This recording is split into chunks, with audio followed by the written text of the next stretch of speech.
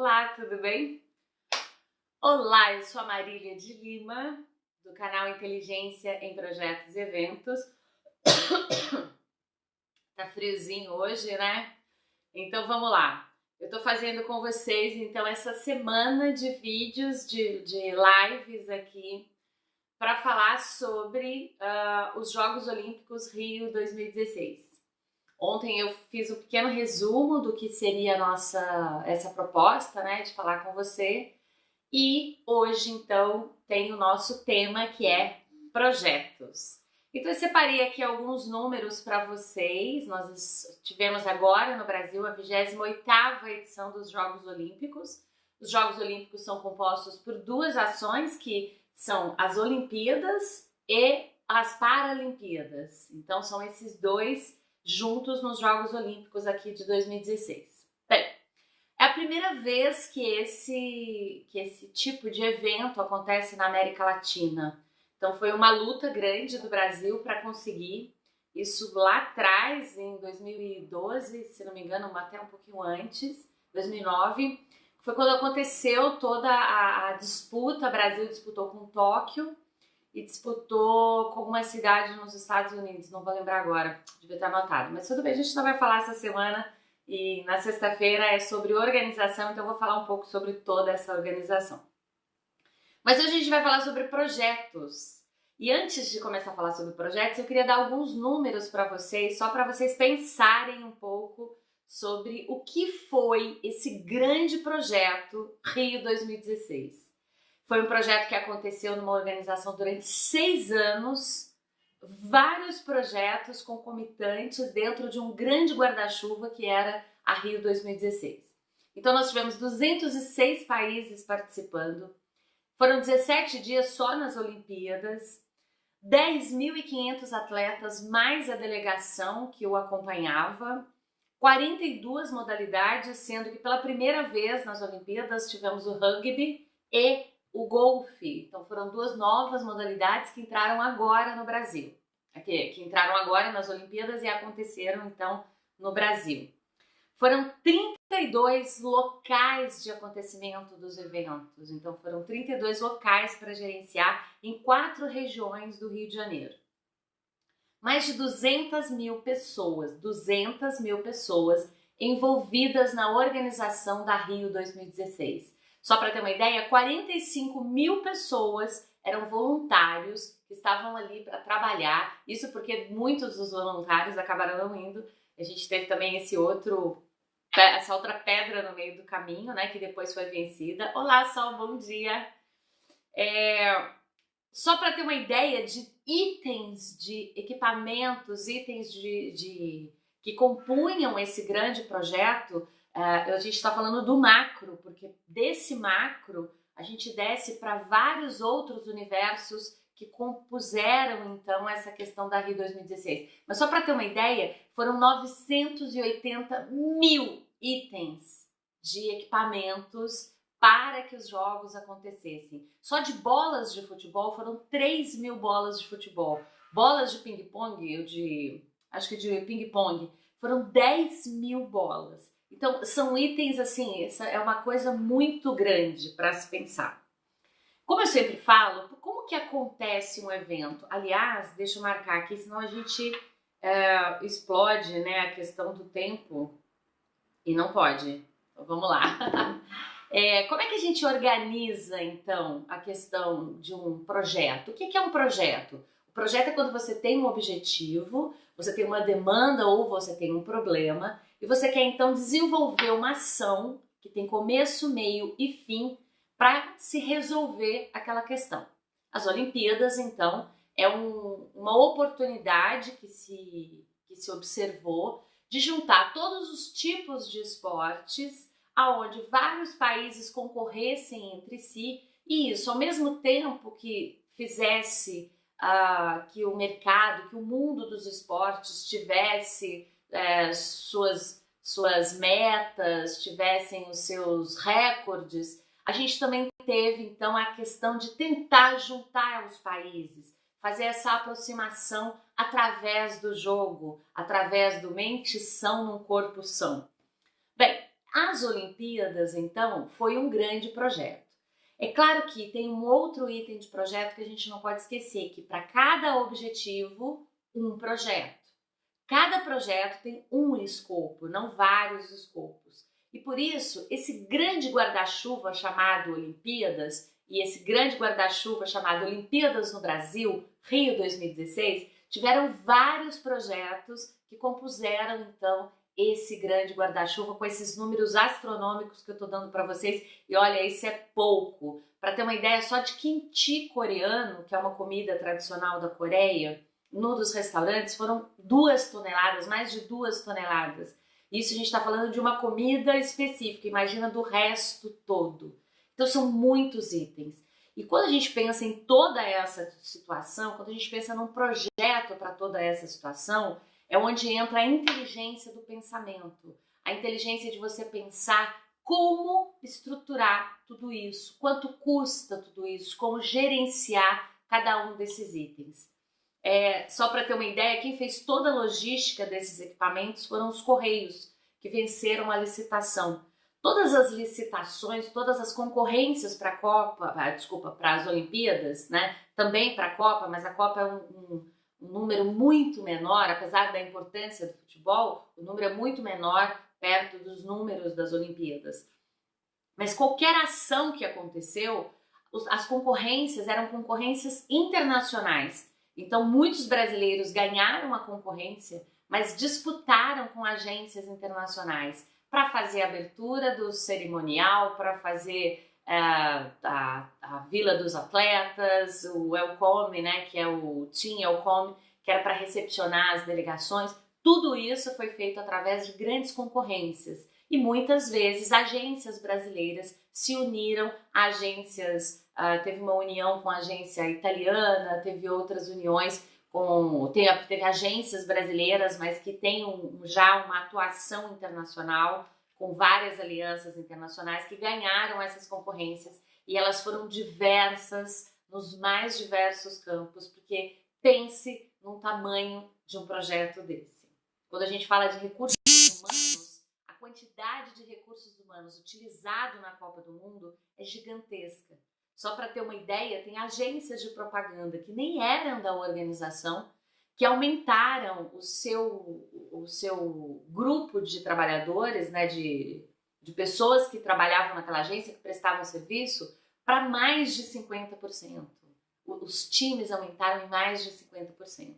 Então foram muitas oportunidades de trabalho e foram muitas pessoas a serem gerenciadas nisso tudo. Quem ficou com essa difícil tarefa, mas claro que agregou um valor gigantesco para a carreira dele, foi Fernando Cotrim, que foi diretor de logística disso tudo. Mais de 2 milhões e 100 pessoas compraram ingressos para participar, para assistir os jogos. A gente só não superou as Olimpíadas de Londres, que foram 2 milhões e 800 pessoas, mas aqui a gente conseguiu também manter um alto padrão. Eu acredito também que toda a propaganda contra, que infelizmente aconteceu muito mais por politicagem do que por realidade, afastou muita gente de poder ter essa oportunidade de participar de um grande evento, um dos maiores eventos do mundo, e ele aconteceu no Brasil. O nível de excelência de organização de eventos, de logística, de produção, de gestão, de gerenciamento na área de eventos e de grandes projetos cresceu 100%. As pessoas que tiveram a oportunidade de participar desse grande evento, com certeza, não só agregaram valor no seu currículo, mas agregaram capacidade técnica de desenvolver outros projetos e de gerenciar tudo isso. Estou até com inveja, que eu queria estar lá para poder ter participado de tudo isso. Imagina organizar esse grande projeto. Foram mais de 6 anos de preparação. Primeiro se define todas as coisas, a gente vai ver na sexta-feira sobre a organização, quem participou disso tudo e quais foram as células que organizaram tudo isso. Mas a grosso modo esse grande projeto, primeiro ele teve que ter uma definição. Essa definição grande, gigantesca, surgiram então os pequenos projetos, ou não tão pequenos projetos, mas os projetos que compõem então esse grande guarda-chuva.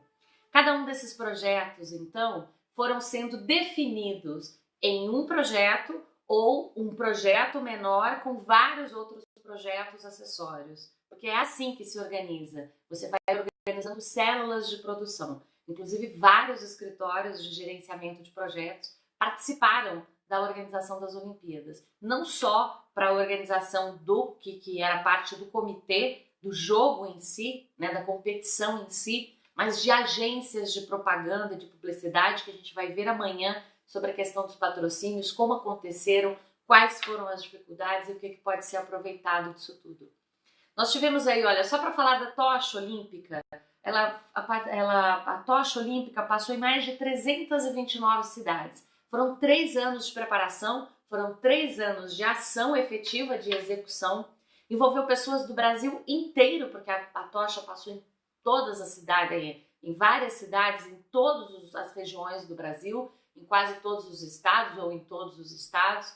Então você pensa nesse projeto, ter que acionar a pessoa que vai carregar a tocha ou as pessoas, ter que definir a tocha, o tipo de tocha, o design, a reprodução disso em quantidade para que fosse distribuído, a organização em cada uma dessas cidades para administrar questões de trânsito, para questões de segurança, quem que vai acompanhar, o patrocinador para tudo isso, a organização local e a organização que não é do local e como que tudo isso converge. Então pensa só na questão da tocha, o quanto isso gerou de demanda, de produção, de pessoas, de organização, de know-how para que tudo saísse perfeitamente. E a gente viu na TV que muitas vezes tinha gente que tropeçava, tinham pessoas que chegavam com manifestações na tocha, e tudo isso são itens que têm que ser controlados. Obviamente nem todos conseguem ser previstos, mas na hora tem que ser controlado. Então pode parecer simplesmente passar uma tocha pela cidade, convidar 2 ou 3 pessoas, mas a organização disso é gigantesca. E a gente só está falando da tocha. Se nós formos falar, por exemplo, da recepção dos atletas, teve uma agência que ganhou para fazer o que eles chamam de Team Welcome Ceremonies, que é recepcionar as delegações. Então foram 45, deixa eu ver quantos atletas aqui. Eu acabei me colocando. Só de camas, para você ter uma ideia, foram 40 mil camas que foram organizadas na Vila Olímpica para os atletas. Mas só de atleta, onde eu anotei aqui, 10.500 atletas, fora as delegações. Então, recepcionar tudo isso. E quando a gente fala em recepcionar as delegações, não é que nem lá em Minas que a gente faz um pãozinho de queijo, um cafezinho, opa, vamos tomar um cafezinho, eu tô te recepcionando. Isso pode ser muito bom quando você está falando para qualquer evento no Brasil.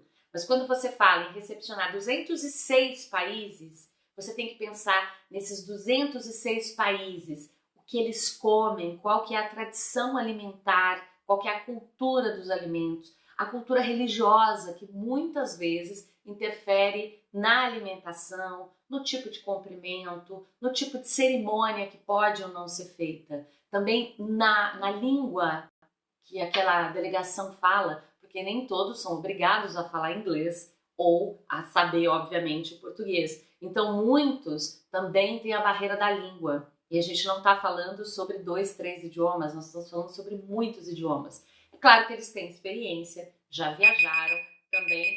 Opa, já acabamos aqui. Já viajaram também e podem participar de tudo isso. Mas é gigante esse tipo de preparação.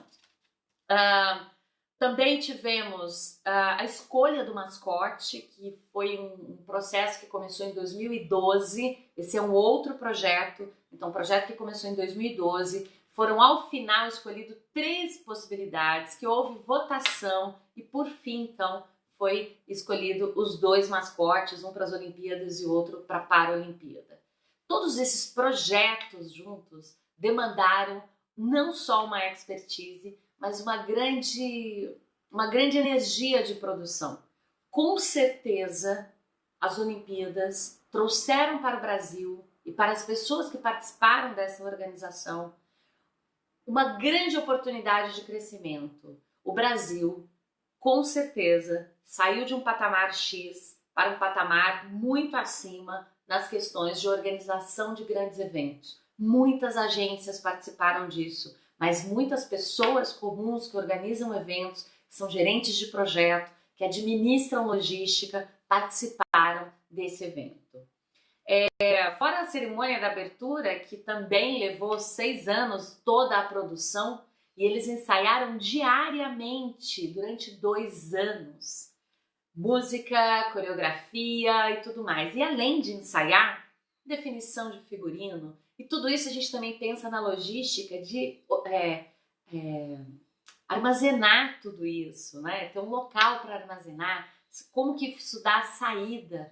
Então, assim, a produção desse projeto foi uma coisa gigantesca. Se vocês puderem pesquisar mais sobre o assunto e até conviver ou conversar com pessoas que participaram das Olimpíadas, realmente você vai ter uma grande oportunidade de crescimento, de entendimento de todos os itens que envolvem um projeto que aparentemente parece que foi uma coisa que aconteceu em 6 meses, mas foram mais de 6 anos de preparação.